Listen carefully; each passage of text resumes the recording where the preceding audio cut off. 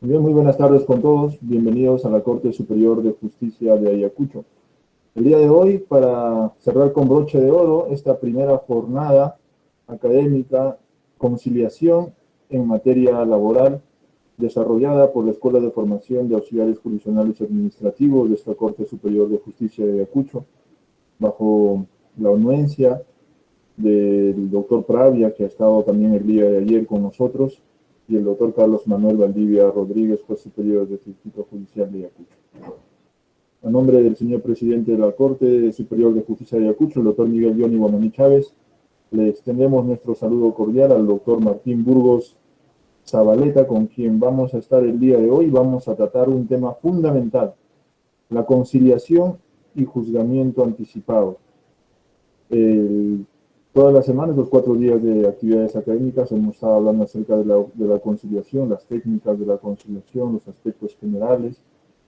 Y el día de ayer hablamos un tema importante con el doctor Flavia Guerrero acerca de la conciliación laboral y del test de disponibilidad. El día de hoy, para cerrar con broche de oro, como decía inicialmente, vamos a tener al doctor Burgos Zabaleta, quien es juez titular especializado laboral de la Corte Superior de Justicia de Lima, además de ser docente en la materia laboral de la Universidad San Martín de Porres, también de la Universidad Nacional de Trujillo y la Universidad Nacional de Piura, además de ser docente de la Academia de la Magistratura, que nos engalana con su presencia. Ya nos comentaba antes de entrar al en vivo que ya había visitado nuestra tierra de Ayacucho, así que el día de hoy lo tendremos de manera virtual para poder degustar de su experiencia. Muy buenas tardes, doctor. Bienvenido. Tiene la palabra. Muchas gracias. En primer lugar, agradezco a la escuela de... Un segundito por mi batería. A la escuela de auxiliares jurisdiccionales. Tuve la invitación de la ETI Laboral Nacional ya hace un par de años más o menos para la implementación de la nueva ley procesal de trabajo en Ayacucho. Y fue un placer volver por segunda vez a esa ciudad, ya desde otro punto de vista netamente académico. El anterior fue deportivo, con motivo de las Olimpiadas nacionales que se realizaron en Ayacucho. Y fue una sensación muy gratificante conocer un clima de paz, de tranquilidad, académico, turístico, muy, muy bonito. Tengo un muy buen recuerdo de Ayacucho. Y en aquella oportunidad expusimos de manera teórica para ustedes, porque ustedes recién iban a conocer la nueva ley procesal del trabajo. Ahora ya no son teóricos, ya son prácticos, ya tienen 2 años de ejercicio. Y entonces seguramente lo que vamos a hablar en esta oportunidad, pues se encuentra referido ya directamente a la praxis que ustedes han tenido durante todos los años, ¿no? Quiero empezar esta exposición recordando una entrevista que acabo de nuevamente publicar en el Facebook, en la cual el doctor Jordi Ferrer le hace una entrevista al ya desaparecido Michele Tarufo, uno de los filósofos del derecho más recientes y recientemente fallecido también, en la cual tocó un tema muy interesante, muy, muy interesante. Habla por unos minutos sobre los mitos de la oralidad y los mitos del garantismo, ¿no? Entonces, él en algún momento, cuando va a estudiar a la China, se encuentra con una filosofía confuciana, que es 500 años antes de Cristo. Y ahí pues él dice que la idea de la conciliación ya se encuentra enraizada durante 2000 años en la cultura china. Miren, 2000 años que los procesos, los conflictos judiciales se resuelven a nivel de conciliación. Ya a nivel de Europa, Inglaterra, también pues tenemos el sistema del common law, mucho conciliación, mucho debate, mucho diálogo. En Estados Unidos un poquito atenuado, pero ahí desde otra perspectiva, puesto que ahí hay un desinterés estatal de lo que son los juicios, por eso queda en manos de las personas litigante, demandante y demandado, y que ellos arreglen todo tipo de procesos. Y miren ustedes, ese es el ámbito de la conciliación, que se encuentra vinculado directamente a la oralidad, a la oralidad. En nuestro país, desde los años 70, 80, que se han formado abogados, que nos hemos formado los abogados, porque yo soy de la década de formación de los 80, principios de los 90. Nunca nos enseñaron en la universidad, pues, a aprender a conversar, a aprender a hablar, a aprender a negociar. Esos términos no se conocían, no existían, y creo que hasta ahora en las currículas de pregrado tampoco. Entonces, ¿cómo cambiar un chip en el cual se forma abogados para el conflicto, para el litigio, para el enfrentamiento, y hacerles cambiar de chip, hacerles cambiar de ADN, como decía Tarufo, y prácticamente decirles que lo que tienen que hacer en un juicio es conversar, es hablar, es dialogar? Este sistema metodológico, pues, que se ha dado a partir del año 2010 en adelante con la vigencia de la nueva ley procesal de trabajo, y el que habla es uno de los que pusieron en práctica esa nueva ley, tratar de cambiar en la sociedad, en el abogado, en las partes, en una conversación, en una negociación. Ahora, ese espíritu de dialogar y hablar no solamente se debe reflejado en uno de los momentos trascendentales de la audiencia de conciliación, porque la audiencia de conciliación,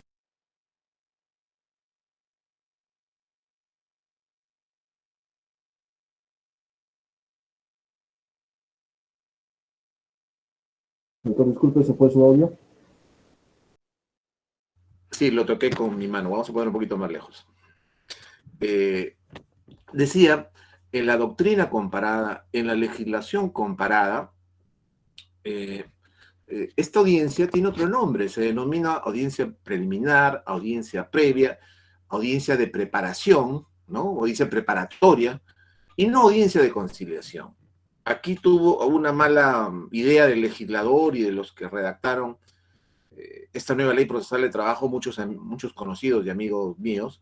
eh, no sé cuál fue la idea de poner la audiencia de conciliación a audiencia preliminar, quizás para hacerla un poco introducir en la mente de los abogados, de las partes, como que la conciliación tenía que ser casi obligatoria, ¿no? Quizás ese haya sido el sentido. Sin embargo, lamentablemente ese concepto de conciliación se distorsionó. ¿Por qué se distorsionó? Porque obviamente en la universidad no nos habían formado para ser conciliadores, no nos habían formado para ser mediadores, no nos habían formado para conversar, para negociar. Nos habían solamente, como abogado, el demandante interpone una demanda, pretensión litigiosa ante el juez, el demandado a defenderse y el juez a resolver en base a quién tiene o no tiene la razón desde el punto de vista judicial. Cero formación en conciliación. Entonces, ¿cómo una sociedad puede cambiar? ¿Cómo una sociedad puede hablar? Es más, muchos abogados, me acuerdo cuando se hizo el cambio en el año 2010 en la Corte de Trujillo, cuando yo estaba en ese distrito judicial, los abogados se ofendían porque la otra parte les hablaba. Los abogados no se sentían cómodos porque tenían que exponer un alegato, que exponer una pretensión, tenían que conversar. No, ahí está en el papel, señor juez, léalo usted. O al abogado de la otra parte, ahí está en el escrito, léalo usted. No estaban acostumbrados. Entonces nosotros hicimos, dentro de lo que pudimos, porque como jueces especializados no tenemos mucha llegada, mucha amplitud, menos logística. Entonces, dentro de los alcances que conversamos con los abogados, les tratábamos de inculcar pues una cultura de conciliación, es decir, costo-beneficio, un juicio en el cual tú puedes conciliar ciertos montos y en el cual, si es que el proceso sigue adelante, con la sentencia, los costos, los intereses va a aumentar, y efectivamente tuvimos aproximadamente un 40% de procesos que se resolvían por conciliación. Un monto totalmente abrumador, totalmente importante, comparable con otros países, pues, inimaginables, ¿no? De Austria, Alemania no, pero en Austria también en algún momento las conciliaciones eran el 40%. Entonces, miren ustedes, porque se fomentó esa cultura de conciliación. Eso desde el punto de vista técnico de la conciliación, netamente como conciliación. Pero la audiencia de conciliación en sí es, como dijo muy bien el presentador, es una audiencia fundamental. A pesar que algunos colegas, magistrados, qué sé yo, opinaban que esa audiencia, y opinan hasta ahora, que esa audiencia de conciliación debería derogarse y que deberíamos volver a la audiencia única. Sin embargo, esas exposiciones sin ningún tipo de motivación ni fundamento no se condicen con este modelo. Este modelo oral, mixto, escrito y oral, se fundamenta principalmente en un instrumento que se denomina Anteproyecto de Código Procesal Civil para Iberoamérica.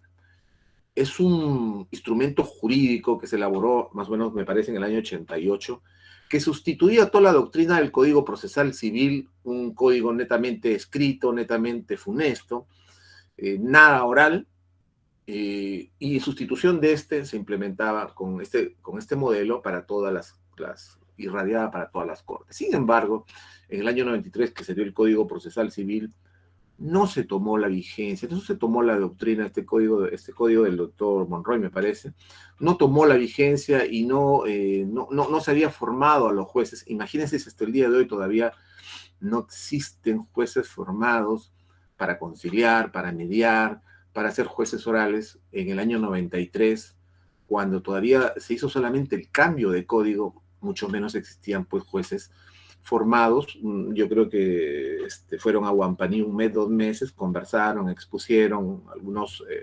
abogados y dijeron ya están capacitados, simplemente el código. Bueno, no sucedió, fue un fracaso. ¿Por qué? Porque las bases fundamentales de aquellos que fueron capacitadores y capacitados era la formación del Código de Procedimientos Civiles, un código netamente escrito. La idea de implementar este código con la supletoriedad de lo que establece el anteproyecto de Código Procesal Civil para Iberoamérica, que está en Internet, fue trasladado y fue plasmado en un instrumento aprobado por la Resolución Administrativa 208-2015 del Consejo Ejecutivo del Poder Judicial, en el cual participó el doctor Lionel Chala, que ha expuesto, amigo mío, trabajó conmigo también, el doctor Lionel Pravia, perdón, el doctor Juan Carlos Pravia, también muy amigo nuestro, y con los 3 magistrados participamos en la elaboración de este anteproyecto de Código Procesal, este anteproyecto de Protocolo de Audiencia de Conciliación y Juzgamiento Anticipado, el cual sí tuvo y tiene, como ustedes lo pueden revisar y ver, la supletoriedad de la doctrina y de la exposición de motivos de esta norma. ¿Por qué? Aquí viene ya lo principal, ¿no es cierto? La audiencia de conciliación no solo tiene la etapa de conciliación, no solo conlleva a una etapa en la cual se apaga el audio y video y las partes conversan ante el juez, porque el artículo 12 de la ley 29497 establece pues que las audiencias, no solo la de juzgamiento y la audiencia única, sino sobre todo, y esa es mi opinión, la audiencia de conciliación. ¿Y por qué? Porque la audiencia de conciliación es la primera oportunidad en la cual el juez está sentado frente a las partes, en la cual va a escuchar directamente y de forma oral cuál es la pretensión y cuáles son los hechos principales que van a redundar esa pretensión. También va a escuchar al demandado si está de acuerdo, si contradice, si excepciona, si niega todos los hechos. Y en ese debate, muy importante, muy trascendental, porque luego de esa frustración, si es que no hay conciliación, el juez inmediatamente va a pasar a fijar las pretensiones en materia de juicio. Es decir, va a consignar en su acta lo que quiere el demandante. No solamente basta con leerlo y cotejarlo con lo que acaba de expresar, sino que va a escuchar a las partes qué está demandando de manera muy concreta, muy directa, sin mayores argumentos adicionales a la pretensión, simplemente basada en hechos. Por ejemplo, muy sucintamente les digo un ejemplo práctico, un despido incausado por afiliación sindical, ¿no es cierto? Perdón, un despido nulo por afiliación sindical. Entonces, el juez ya sabe qué es lo que tiene que probar el demandante. Y el juez ya sabe qué es lo que tiene que probar el demandado para que esa demanda no se estime, para que esa pretensión no funcione. Él ya tiene la pretensión, sabe cuáles son los hechos de acuerdo con el artículo 23 que tiene que probar el actor y sabe cuáles son los hechos que tiene que probar el demandado. Porque la jurisprudencia y su cultura y su experiencia ya le han establecido los parámetros por los cuales qué es lo que hay que probar. Entonces, en su mente, él ya conoce, sabe, y le van a exponer el hecho. Y el demandado también le va a exponer el hecho por el cual contradice ese despido nulo. Y el juez en ese debate, en el cual se han apagado el audio y video, le puede preguntar, perfecto, dígame, ¿y ustedes tienen las pruebas para acreditar esos hechos? Sí, claro, le dirá a los abogados, hemos presentado con la demanda, hemos presentado con la contestación. O muchos casos los abogados de los demandados dicen, no, no lo tenemos, pero ya lo vamos a buscar. A ustedes les parece increíble, pero esa respuesta durante mi ejercicio profesional la he escuchado muchas veces. No tenemos la prueba, sobre todo los demandados, pero ya la vamos a agenciar. Cuando la oportunidad para ofrecer las pruebas es en la contestación de demanda. O sea, es un hecho pues un poco irresponsable, por decirlo menos, antiético y mucho menos poco profesional decir eso, ¿no?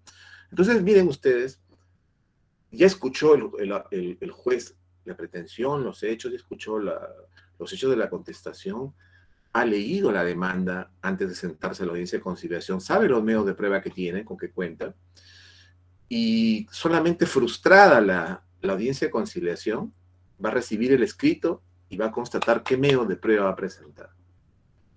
Y ustedes se darán cuenta de manera muy clara que si el demandado presenta, por ejemplo, solo medios de prueba documentales, ya no necesita más para hacer un juzgamiento anticipado. Es decir, en mi modesta opinión, los procesos judiciales laborales deberían realizarse en casi la mayoría juzgamientos anticipados. ¿Por qué? Porque no todos los procesos judiciales son procesos complejos. Obviamente, como lo dijo, por ejemplo, Miguel Tarufo sobre la crítica a la oralidad no va a servir de nada si la demanda tiene 25 pretensiones. Si la demanda fundamentalmente pide exhibicionales, pide pericias y todo ello, ¿no? Vamos a apagar este teléfono. Entonces, el juzgamiento anticipado no puede realizarse para procesos complejos de actuaciones. El artículo 43.3, parte final de la ley, de la nueva ley procesal de trabajo, ley 29497, literalmente señala lo siguiente. Dice, procede el juzgamiento anticipado cuando se trata de una cuestión de puro derecho. De puro derecho interpretamos que los hechos no están negados por las partes. La parte solamente niega la interpretación de la norma, es decir, los hechos están aceptados, no hay nada que probar. Lo que hay es que interpretar. Entonces, no se necesita una audiencia de juzgamiento para hacer exposiciones orales ni actuar medio de prueba.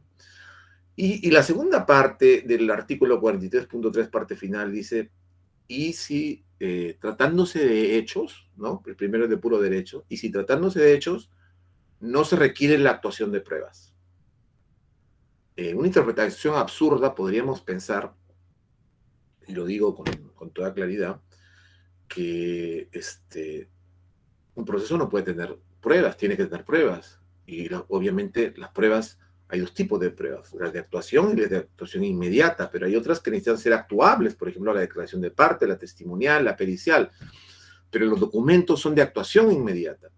Lo que yo no niego es que se oralicen, sí se pueden oralizar, pero no que se vayan a actuar. No es necesaria una actuación de pruebas. Muy bien. Porque si no llegaríamos al absurdo que sería imposible realizar juzgamientos anticipados si vamos a la interpretación de que una documental es actuable. Entonces el artículo 43.3 no funciona y debería ser automáticamente derogado. Muy bien, pero como acá estamos haciendo una exposición práctica y lógica de lo que ha sucedido, porque eso es como se ha interpretado en muchos órganos jurisdiccionales, los documentos son de actuación inmediata y por lo tanto sí procede un juzgamiento anticipado. Entonces, como les venía poniendo el ejemplo en el cual el demandado expuso, por ejemplo, en esa nulidad de despido por afiliación sindical, presenta el documento, el juez constata que en su contestación de demanda no ofrece ningún medio de prueba, ¿no es cierto? Ningún medio de prueba idóneo dirigido a justificar la causa por la cual lo ha cesado. Evidentemente no necesitamos nada más. Le otorgaremos 5 minutos para que haga su informe oral al abogado del demandante y 5 minutos al abogado del demandado. Y si el juez está con toda la capacidad, eso es cuestión de práctica, ¿no? Y empoderamiento, y cultura, y lectura, dictará el fallo. El que habla, hasta el año 2017, que estuvo en la libertad, el 80-90% de procesos en las audiencias de juzgamiento se dictaba el fallo, porque eran cuestiones netamente dirigidas a lo que es daños y perjuicios, nulidad de despidos incausados, indemnizaciones. Entonces se dictaba el fallo y se notificaba la sentencia en el término de 5 días. No hay por qué hacer una audiencia de juzgamiento y sacar una sentencia después de 1 mes, 2 meses, 1 año o 2 años. Así de lamentable, pero sucede y ha sucedido en algunos distritos judiciales de nuestro país. Yo tengo conocimiento con toda certeza de ello, no solamente por conocer casi la mayoría de distritos judiciales, sino por tener contacto directo con muchos órganos jurisdiccionales y con abogados que acreditan lo que les estoy señalando, ¿no? Esa es una desnaturalización total de lo que es un juicio. Muy bien. Entonces estamos hablando de la audiencia de conciliación y juzgamiento anticipado. Y aquí viene un tema fundamental, otro tema fundamental. El día de ayer expuse para una asociación académica, se llama MACHAC, creo que es de la Universidad San Marcos, en la cual hablé sobre 2 nuevos principios que se encuentran enraizados en esta nueva ley procesal de trabajo. Y para mí el trascendental, en este caso, es el principio saneador, o el principio de saneamiento. Ese principio de saneamiento, así como les he dicho, por ejemplo, que los abogados y los jueces tienen que cambiar y tener un chip de oralidad entendido como conversar y hablar en la audiencia de conciliación, lo que es distinto a la audiencia de juzgamiento. La audiencia de juzgamiento no. Ahí el juez es un juez y la oralidad se traduce en la declaración de parte y testigos. En cambio, la audiencia de conciliación es un juez mediador, un juez conciliador, un juez de escucha. Pero aquí viene lo trascendental y lo fundamental. Ustedes saben que entrando en vigencia la nueva ley procesal de trabajo desapareció el saneamiento como un auto, como una resolución. ¿Por qué? Porque en realidad no es una forma de darle una escrituralidad o decir en algún momento, sea en la calificación, en algún momento, o sea en la sentencia, ver vicios procesales y anular el proceso, suspender el proceso hasta que esos vicios se subsanen. No. El juez, en todo momento, desde el inicio, desde la calificación de la demanda, tiene que tener el chip del principio de saneamiento. ¿En qué consiste esto? En tratar de resolver el proceso de fondo desde el inicio. Es decir, si determina, por ejemplo, que hay una caducidad, si determina que hay una incompetencia por razón de la materia en la calificación de la demanda, y que obviamente valora medios de prueba documentales porque se han presentado, que duda cabe, entonces declara improcedente y lo remitirá. Igual sucede, llegamos a la audiencia de conciliación. Y en la audiencia de conciliación resulta que la parte demandada no quiere conciliar porque tiene una excepción de incompetencia por razón de territorio. Debidamente acreditada y probada, y es más, cuando en la conversación de la conciliación, en la cual el juez está preguntándole a las partes si desean conciliar o no, y preguntándole cuál es la pretensión, cuáles son los hechos, y la demandada le dice, yo no puedo conciliar, señor juez, porque el señor no ha trabajado acá, el domicilio principal de mi empresa es en Arequipa, y el señor ha trabajado en Lima, ¿qué hacemos aquí en Ayacucho? Y la ley lo establece. Entonces se le corre traslado al abogado el abogado demandante dirá, bueno, nosotros, usted sabe, señor juez, que nosotros hemos querido apelar a la prórroga tácita de la competencia, ¿no? A la prórroga tácita de la competencia. Ah, ya, muy bien. Pero lo malo es que la parte demandada no va a aceptar la prórroga tácita. Por el contrario, se va a poner y está deduciendo una excepción. Entonces, en ese sentido, ustedes reúnen los requisitos para que este juzgado sea competente. No, señor juez, no reunimos. Muy bien, usted escogerá entonces a cuál de los 2 distritos judiciales quiere que remite el expediente. Lo dirá, se expide el auto en ese momento, el auto con calidad de sentencia, se declara fundada la excepción oralmente y en 5 días se le notifica y el expediente se va. ¿Se dieron cuenta? Si yo no hubiera preguntado como juez, si no hubiera fomentado la conciliación, ese expediente hubiera pasado a una audiencia de juzgamiento en 1 mes, 2 meses, depende de la carga procesal de cada distrito judicial, y en 5 o 6 meses recién hubiera resuelto, y en 5 o 6 meses recién se iba al órgano jurisdiccional competente. Es más, por ejemplo, yo cuando resuelto excepciones de algún tipo de excepciones en juzgamiento anticipado que yo le denomino de forma, yo le denomino le he categorizado al juzgamiento anticipado cuando se resuelve la sentencia de fondo como fundada o infundada, como una sentencia de mérito o de fondo, y cuando se resuelve una excepción como un juzgamiento anticipado de forma, ¿no es cierto? Entonces, resolvemos en ese momento y ya no tenemos el proceso, una carga, un lastre ahí para que esté acumulado en una secretaría que de repente se olvida, no se olvida de programar, se olvida de entregar el expediente al juez, qué sé yo, y se pierde. Ya resolvimos y el proceso no lo tenemos más. Entonces, ese es, por ejemplo, un saneamiento que ha hecho el juez. Este saneamiento lo ha hecho resolviendo en ese momento la excepción. Si ustedes repasan la ley 29.497, dice lo siguiente: las excepciones se resuelven con la sentencia. Claro, porque la ley está prevista para que las excepciones sean mayormente dilatorias, ¿no? El Código de Procedimientos Civiles y el Código Procesal Civil hablaba de excepciones perentorias y dilatorias.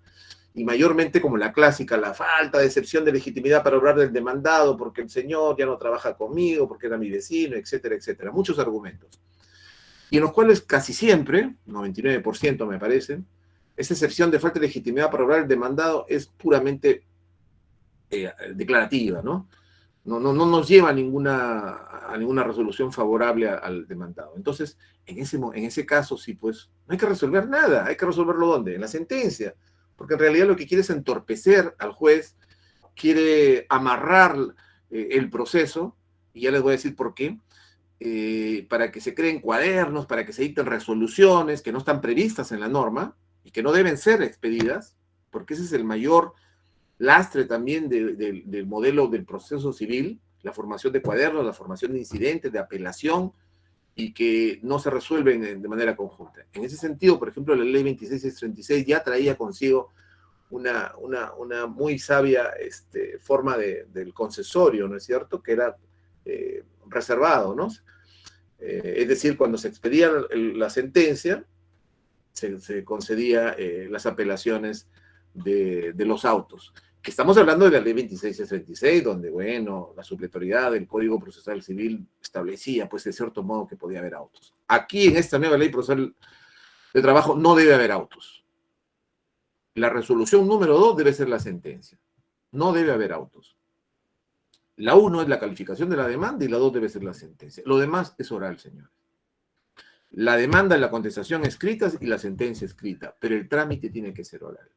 No puede haber, salvo, y ahí viene la situación que siempre hago ver, salvo que la nulidad sea fundada o que la excepción sea fundada, y que el juez tenga toda la convicción y los medios de prueba para emitir un auto que va a poner fin al proceso o que va, como es un juzgamiento, por ejemplo, anticipado de forma, o cuando de verdad pues se ha incurrido en una nulidad insalvable que no vamos a esperar pues hasta el juzgamiento.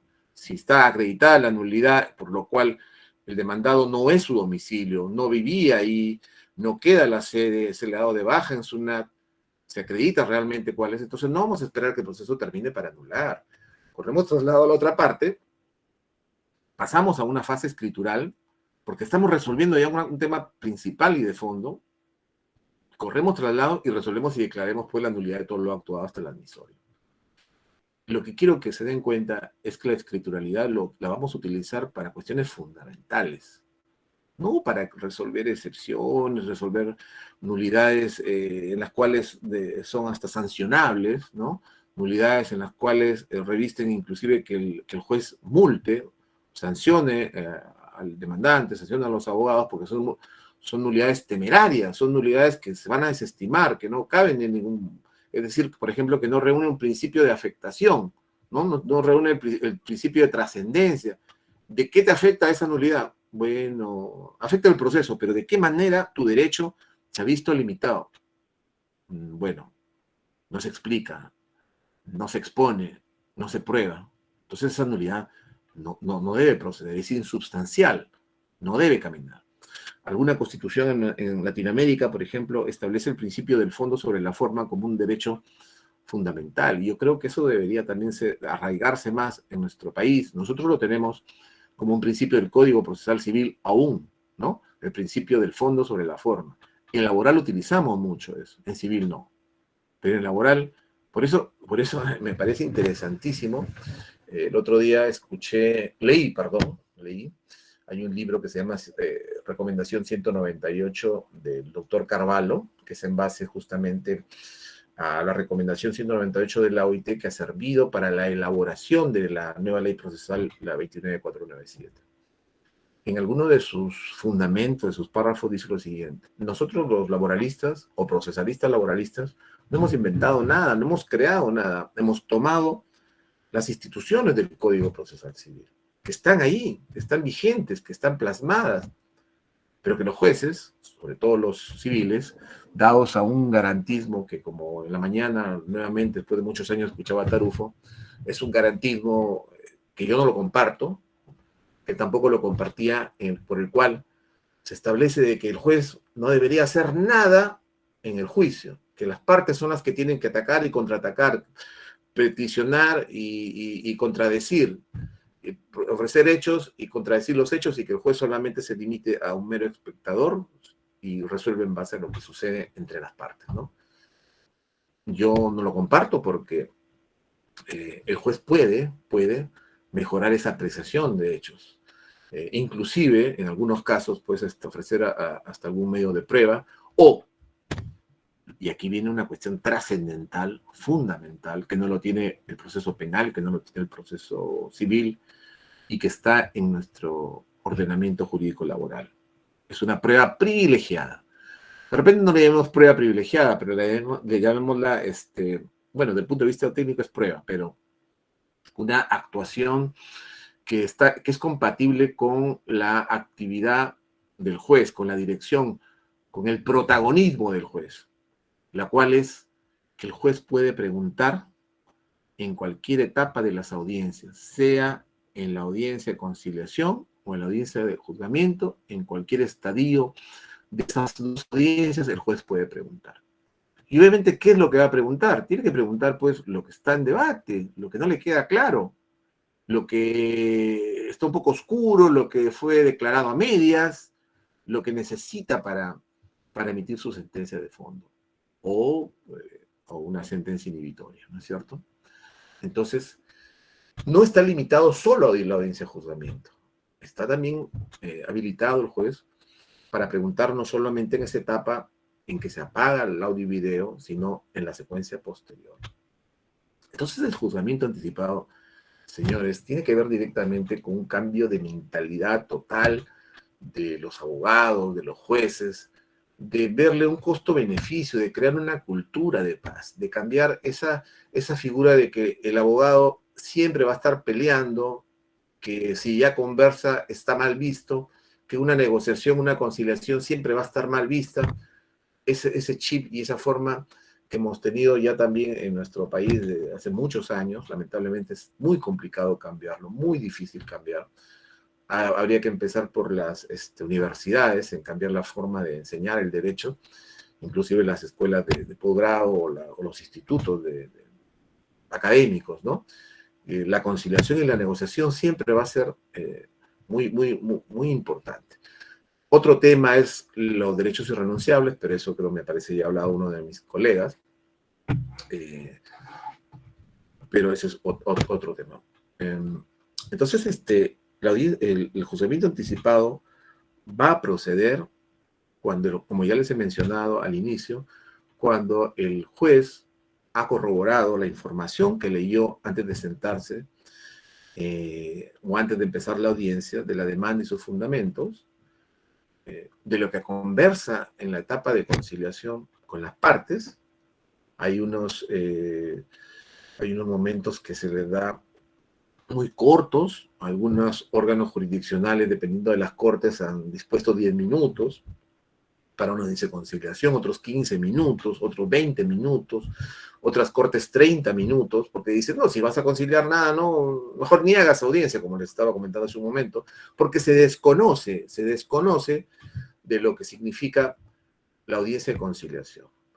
Entonces, se hace un juzgamiento anticipado de fondo, cuando se conoce los hechos, o sea, cuando se corrobora los hechos y cuando no le queda duda al juez que tiene en la cabeza el principio de saneamiento, que no hay ningún vacío, que no se ha dado ningún vicio procesal y que no hay nada de forma que falte para emitir un pronunciamiento de fondo. Miren, algunas veces en unas audiencias van a dos partes, mayormente se trata de beneficios sociales, y el abogado del demandante ha laborado para una entidad que él cree que es una sola, 4 años en un domicilio, y resulta que para él, a pesar que las boletas de pago y otro RUC y otra empresa le dio las boletas 2 años y 2 años después, para él es el mismo, para el abogado también, y demandan solamente con un nombre. Entonces, cuando va la demandada a la audiencia de conciliación, va a decir, bueno, hay dos formas que puede apersonarse el demandado. Una, que se va a quedar callado, que sería la más estratégica para confundir al juez, desde el punto de vista del abogado de la empresa, o cuando muchos abogados, sin saberlo o queriéndolo, colaboran con el demandante y deducen la excepción de falta de legitimidad para obrar del demandado y dicen, miren, el señor demandante está demandado por 4 años, pero yo me he formado hace 2 y sí, ha sido mi trabajador, pero solo de 2 años. Los otros 2 años no ha trabajado para mí. Señor juez, usted mire, ahí, las boletas, dice otro nombre, otro RUC, y si bien es cierto, está en el mismo domicilio, pero no somos nosotros. Así que yo estoy deduciendo la excepción. Entonces el juez dirá, pues, uy, carambas, ¿seguimos o no seguimos? No podemos seguir. Hay que emplazar, porque usted está pidiendo beneficio por los 4 años y el señor solamente está haciéndose cargo pasivamente de 2 años. Faltan los otros 2. Entonces suspenderemos la audiencia y emplazaremos al codemandado. Entonces yo estoy cuidando que mi proceso no tenga ningún vacío, porque también podría decir, ya, como dice la ley 29497, la excepción se resuelve en la audiencia de juzgamiento, y es más, se resuelve en la sentencia, así que nos vemos, hasta aquí nomás, acabó, señalo las pretensiones en materia de juicio, y señalo la fecha de la audiencia y nos vemos en la audiencia de juzgamiento. Llegada a la audiencia de juzgamiento, después de 2, 4, 6 meses, el juez va a ver, sí, pues, y se va a dar cuenta recién que no podía haber señalado una audiencia de juzgamiento. O en todo caso declarará fundada y el proceso va a retrotraerse, va a demorar y va a empezar nuevamente y tendrá que emplazarse nuevamente la demanda. ¿Cuánto tiempo pasó? Pasó 8 meses, 9 meses, 10 meses, dependiendo del distrito judicial. ¿El juez ganó algo con esa secuencia del proceso que se dilató? No, perdió tiempo. Ese proceso no le significa productividad al juez. Al juez lo que le significa hubiera sido que en ese momento hubiera emplazado a la parte que faltaba, en virtud del principio de saneador, señalaba ahí nada más a los otros 10 días una audiencia de conciliación complementaria, recibía de la otra codemandada la contestación, no se ponían de acuerdo y señalaba su audiencia de juzgamiento. Y en esa audiencia de juzgamiento no iba a ir a sanear o a declarar fundada una excepción, iba a ir a dictar la sentencia ya de fondo. Y esa sentencia de fondo sí es la que le va a servir al juez para su producción. Sea fundada o infundada, le va a servir. No le va a servir de nada anular todo lo actuado hasta un admisorio, o hasta una calificación de demanda o hasta una integración. Un juicio que debe demorar 6 meses, 8 meses, 9 meses, termina demorando 2 o 3 años y todavía no hay sentencia. Entonces, dense cuenta lo importante que es introducir el chip en la cabeza de que el juez tiene que estar pendiente de todas las insuficiencias procesales, queridas o no por las partes, porque obviamente el demandante, a veces, pues, siendo realistas, no tienen las mejores defensas. Entonces, hay insuficiencia de competencia. Mayormente las empresas que son más rentables contratan a veces mejores abogados, capacitan a sus abogados y son un poquito más competentes. Entonces, ellos iban a saber defenderse o tratar del proceso de hacerlo demorar, que es una estrategia de muchos abogados, de muchos estudios jurídicos, que dicen, bueno, vamos a perder de todas maneras, pero lo que podemos es ganar tiempo y alargar, ¿no es cierto? Ese dinero que no le vamos a pagar lo trabajamos y lo multiplicamos por 5 y en 2 o 3 años le pagamos con intereses más abajo de los que señala el BCR y ganamos, ¿no es cierto? Qué gran abogado es mi abogado. Pero eso está mal, pues, eso está mal. Los juicios tienen que demorar poco, no pueden demorar tanto. Muy bien.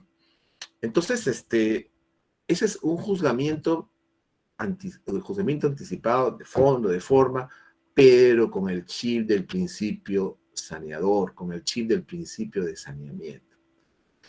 Y si el juzgamiento anticipado no nos sirve, no se puede por muchos motivos, porque hay prueba actuable, porque el proceso es complejo, porque contiene muchas pretensiones, 23, 24, 25, 30 pretensiones. distintas que tienen exhibicionales, declaraciones, pericias, etcétera, etcétera, y hasta por último le acumulan daños y perjuicios, ¿no es cierto? 30 pretensiones, entonces eso no lo pensemos ni un momento, que la oralidad nos va a servir ahí para nada. Mucho menos un juzgamiento anticipado. Ese es un proceso tradicional complejo que tiene que ir a la primera audiencia, pero eso sí, en la primera audiencia vamos a preparar y diligenciar todo lo que podamos para que en la audiencia de juzgamiento, que se realizará pues en unos cuantos días o meses, tengamos todo listo, todo saneado y podemos emitir un pronunciamiento de fundado o infundado. No de nulidad, que cursa oficio, que cursa el expediente, que suspende un día, suspende la audiencia de juzgamiento otra vez, suspende otra vez. No. Lo que yo les he explicado, el protocolo de audiencia de conciliación y juzgamiento anticipado, nos da esa arma por la cual hemos denominado un diligenciamiento probatorio. Porque claro, si nos encontramos con estos jueces que piensan que la oralidad es la panacea que va a solucionar todo, no vamos a poder solucionar bien el caso. ¿Por qué? Porque miren, y aquí viene una cuestión precisa. La nueva ley procesal de trabajo, ¿en qué momento señala la admisión y actuación de medios de prueba? La señala en la audiencia de juzgamiento. Entonces, si vamos a ir con un literalista, un legalista, va a decir, no. En mi juzgado yo no quiero, o en mi corte yo no quiero que nadie me haga diligenciamiento probatorio, porque recién en la audiencia de juzgamiento dice la norma que se va a admitir y se va a actuar medio de prueba. Y usted, señor juez, no está autorizado para cursar oficio, pedir informe, pedir historias clínicas. No. Eso hágalo recién en la audiencia de juzgamiento. Pero eso está mal. ¿Por qué? Porque si bien es cierto la norma lo señala, pero es incompatible dentro de la lógica una historia clínica. ¿Cómo va a llegar? En el día, en el acto, va a llegar volando, ¿cómo va a llegar si recién se va a admitir? No, pues, no. Eso lo puede decir un teórico y un legalista que no conoce el proceso. Este proceso tiene mucha deficiencia en la nueva ley procesal de trabajo, pero complementándola con los principios fundamentales del derecho, con las garantías de la administración de justicia, como es el debido proceso del derecho de defensa, complementamos los vacíos o las posibles incongruencias. ¿De qué manera yo perjudico a las partes? Diligenciando un medio de prueba, pidiendo al finalizar la audiencia de conciliación que se curse un oficio al banco para que mande los depósitos de CTS. ¿Cuál es el agravio a las partes? ¿De qué manera se agravia si al finalizar la audiencia de conciliación se cursa un oficio a la SUNAFIL, al Ministerio de Trabajo, pidiendo el expediente de constatación? ¿Cuál es el agravio a las partes? Por el contrario, señores, por el contrario. Tenemos esas armas que le damos 15 días, un mes incluso, habiendo señalado la audiencia de juzgamiento en 8 meses, para que llegue antes y la tengamos todos los medios de prueba listos en la audiencia de juzgamiento, para que ese día se dicte el fallo. No para que estemos suspendiendo audiencia tras audiencia y tras audiencia y nunca haya un fallo y nunca haya producción y tengamos jueces con 5 sentencias al mes, con 1 a 3 sentencias al mes, dentro de la nueva ley procesal de trabajo. Yo espero que esto le dé una buena lectura, una buena predisposición. Hay unas corrientes, y eso también fue parte de la exposición ayer, que se llama la constitucionalización de los derechos laborales y también la constitucionalización de los derechos procesales laborales, donde tenemos que impulsar el proceso, tenemos que ser jueces directores del proceso, que el juez tiene que tener un rol protagónico, no a favor de una de las partes, no, yo me inclino, no. La ley favorece a las partes de por sí, el indubio pro operario favorece a la parte mandante, la presunción de laboralidad favorece a la parte mandante, las presunciones legales relativas favorecen a la parte mandante. El juez lo que tiene que hacer es un proactivo para que el proceso avance, culmine, para que el proceso se actúe los medios de prueba, sobre todo todos los que están en poder de las partes. Bueno, espero que esta exposición haya satisfecho algunas de sus expectativas.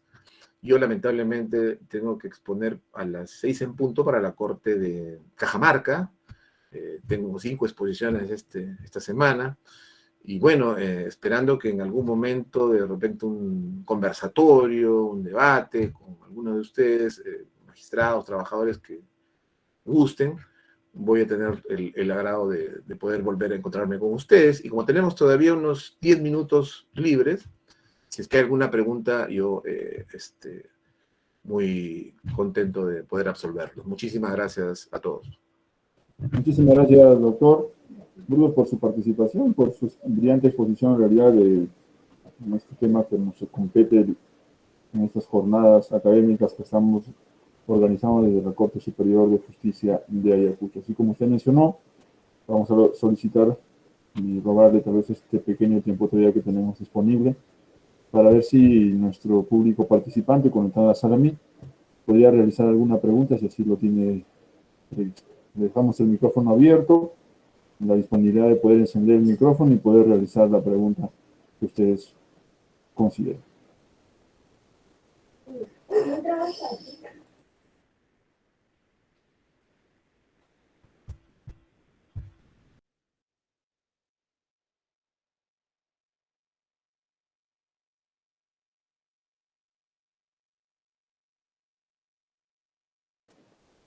¿Alguna pregunta, por favor?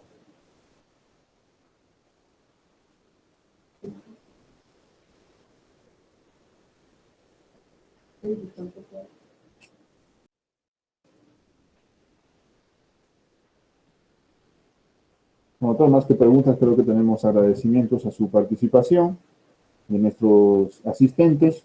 De la misma forma, también nosotros queremos agradecer su presencia el día de hoy, su presencia virtual en estas jornadas de capacitación, conciliación en materia laboral. Muy agradecido por su participación, les tendemos el saludo a nombre del presidente de este distrito judicial, el doctor Miguel Johnny Guamani Chávez, además del doctor Carlos Manuel Valdivia Rodríguez, quien es el que viene organizando todas las capacitaciones a la Escuela de Formación de Auxiliares Jurisdiccionales Administrativos de este distrito judicial.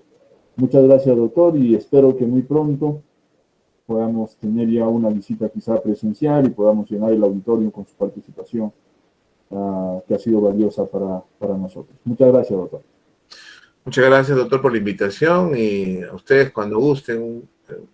Y como usted dice, en persona, bueno, es otra cosa, y respirar el aire puro de Ayacucho. Muchas gracias, doctor. Muchas gracias a todos. Hasta pronto. Muchísimas gracias, doctor. Muy buenas noches.